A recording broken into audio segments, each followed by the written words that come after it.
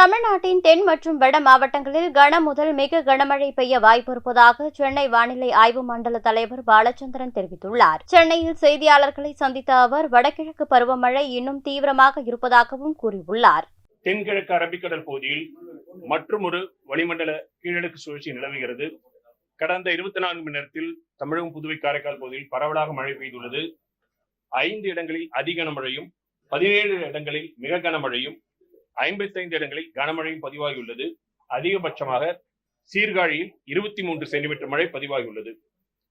வானிலை முன்னறிவிப்பை பொறுத்தவரையில் அடுத்து வரும் 24 மணி நேரத்திற்கு தமிழகம், புதுவை, காரைக்கால் பகுதிகளில் அநேக இடங்களிலும், நாளை ஒரு சில இடங்களிலும் மிதமான மழை பெய்யக்கூடும்.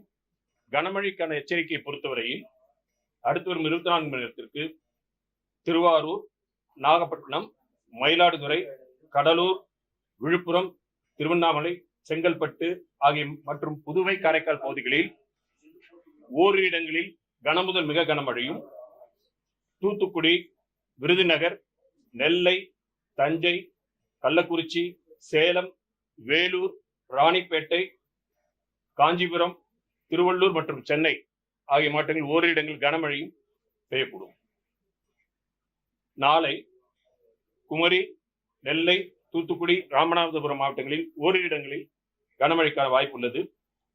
மீனவர்களுக்கான எச்சரிக்கை பொறுத்தவரையில் அடுத்து ஒரு 3 தினங்களுக்கு தமிழக கடற்கரை பகுதிகள், மன்னார் வளைகுடா மற்றும் குமரிக்கடல் பகுதிகளில் பலத்த காற்றானது மணிக்கு 40 முதல் 45 கிலோமீட்டர், அவ்வப்பொழுது 55 கிலோமீட்டர் வேகத்தில் வீசக்கூடும் என்பதால் மீனவர்கள் அடுத்த ஒரு 3 தினங்களுக்கு இந்த பகுதிக்கு செல்ல வேண்டாம் என்று அறிவுறுத்தப்படுகிறார்கள்.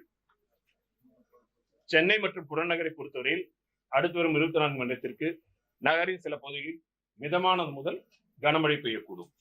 செய்திகளை உள்ளது உள்ளபடி தெரிந்து கொள்ள ரெஃப்ளெக்ட் நியூஸை சப்ஸ்கிரைப் பண்ணுங்க.